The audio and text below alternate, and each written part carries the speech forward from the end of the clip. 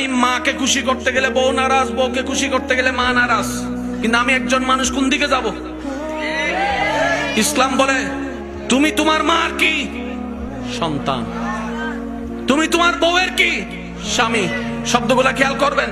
তুমি তোমার মার সন্তান, যার পায়ের নিচে তোমার বেহেশত। তুমি তোমার মায়ের পায়ের নিচে। তুমি তোমার বউয়ের কি? স্বামী। স্বামী মানে অভিভাবক। অভিভাবক কি নিচে না উপরে? মায়ের পায়ের নিচে তুমি, আর বউ তোমাকে মাথার উপর রেখেছে, কারণ তুমি বউয়ের অভিভাবক।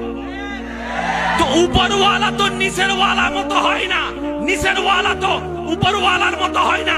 এবার সে বলে আমি করব কি? বলে যে শুনো, তুমি মাকে মাথায় রাখো, বউকে বুকে রাখো।